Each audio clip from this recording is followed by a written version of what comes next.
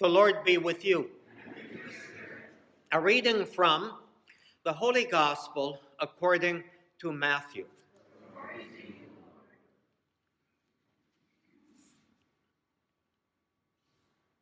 When the Magi had departed, behold, the angel of the Lord appeared to Joseph in a dream and said, "Rise, take the child and his mother, flee to Egypt, and stay there until I tell you.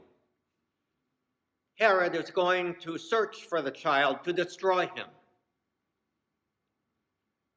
Joseph rose and took the child and his mother by night and departed for Egypt. He stayed there until the death of Herod, that what the Lord had said through the prophet might be fulfilled. "Out of Egypt I called my son." When Herod had died, behold, the angel of the Lord appeared to a dream to Joseph in Egypt and said, "Rise, take the child and his mother, and go to the land of Israel. For those who sought the child's life are dead." He rose, took the child and his mother, and went to the land of Israel. But when he heard that Archelaus was ruling over Judea in place of his father Herod, he was afraid to go back there. And because he had been warned in a dream, he departed for the region of Galilee. He went and dwelt in a town called Nazareth, so that what had been spoken through the prophets might be fulfilled. "He shall be called a Nazarene." The Gospel of the Lord.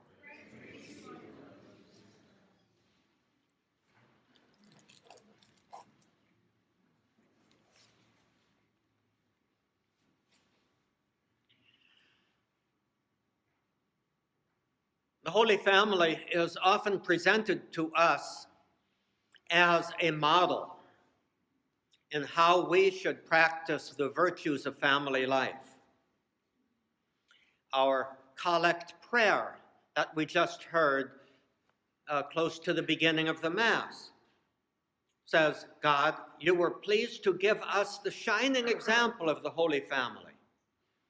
Grant that we may imitate them in practicing the virtues of family life and in the bonds of charity."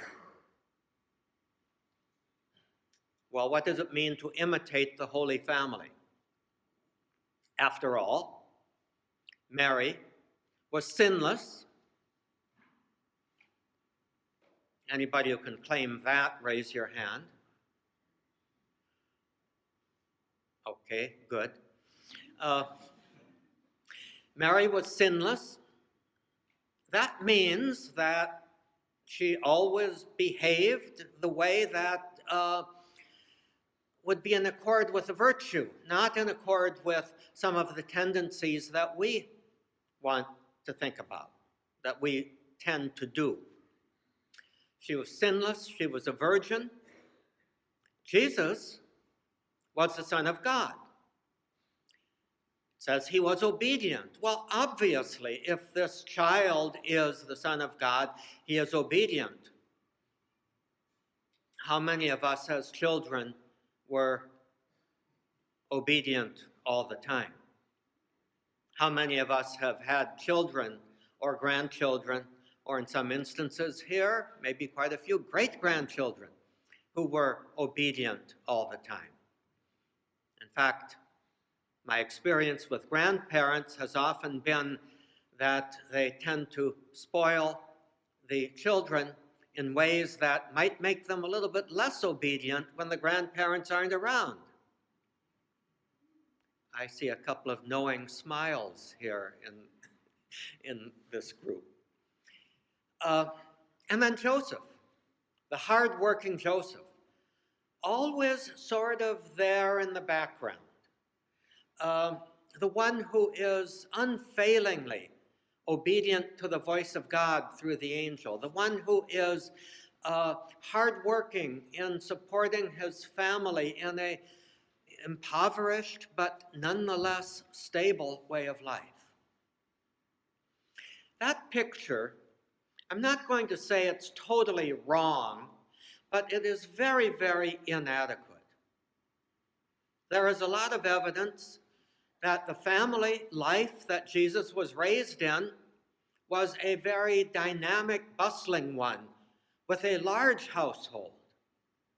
The brothers of Jesus, there are 4 brothers named in the New Testament, in the Gospels, and 2 sisters. The best tradition of the church was not that they were cousins, but that they were Joseph's children from a previous marriage. The death of a wife, of a woman in childbirth, unfortunately, was very, very common in those days. There were a lot of young widowers with children who needed a mother for those children. That would have been part of Mary's agreement. If she was going to live as a virgin, and if Joseph was going to respect and safeguard that, then she would be agreeing to give the gift of mothering Joseph's children. And then Jesus, of course, came along, changed everything, but did not change really the dynamic of that large family life. So in this flight into Egypt, we tend to imagine Mary and Joseph and Jesus being refugees, kind of fleeing by night. We have all those pictures of Mary on the donkey and carrying Jesus, and Joseph with his staff kind of leading them through very rough territory at night, fleeing from Herod. Well, Herod was a madman. And in his fury, when you are furious, and we see this a lot, when you are furious, when you're angry, you don't necessarily think very properly. Herod did not necessarily have a system of border patrol agents watching out for this newborn king of the Jews that might pass through. Rather, what he did was simply hit the whole area with a very lethal club, kill every newborn male child in the neighborhood. So that's what they were fleeing from. Not necessarily Herod's border patrol. But how far did they have to go in order to find some kind of safety? Well, I looked up on a map. And it is about 600 kilometers, which may be about 400 miles from Bethlehem to Alexandria in Egypt. Alexandria was the largest city, had the largest population of Jews in the world at that time. More Jews were in Alexandria than were in Jerusalem. There was a large, flourishing Jewish community there. Maybe that was their destination. So they wouldn't have been simply strangers, total strangers in a foreign land. They would have been received by a Jewish community that loved and respected their fellow Jews. So it would take a minimum of 8 days walking to get from Bethlehem to Alexandria. Maybe they stopped before that. Maybe it was only 200 miles instead of 400 miles to get into wherever that was in Egypt. We don't know. But it was probably an arduous journey, but not made alone. There were frequent caravans going there. So it would have been a large sort of journey to get there, not just a solitary, isolated journey of refugees. What does that mean for us? And what does the whole family life of Jesus mean for us? It means that whatever virtues that family had were lived out in a context like most of our families. It wasn't what we see on holy cards or in art with just Jesus, Mary, and Joseph peacefully living in a house in Nazareth, but rather was a large, bustling family with all of the dynamics of the family. Probably a pretty well-functioning family, but had its areas of dysfunction, had its areas of conflict, had its areas of those things that are part of our own daily lives that call forth generosity for us. So it probably was not any easier for Jesus, Mary, and Joseph, with everybody else in the family, to live all of the virtues of family life than it is for us. That is the lesson here. It's not, the virtues of the Holy Family are not some ideal way up there.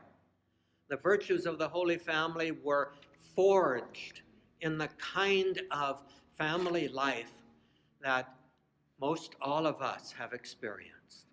Now, what that means is Jesus, in his humanity, in his human nature, was a lot more like us than we often give him credit for.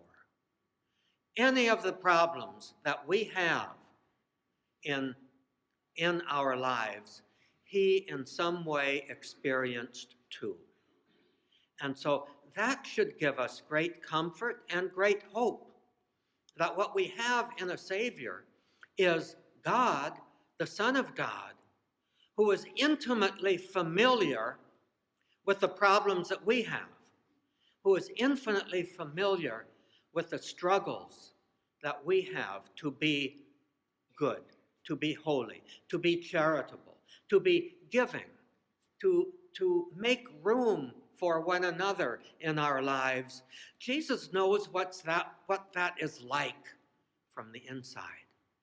To me, that is the great blessing of recognizing the graces, the virtues of the Holy Family.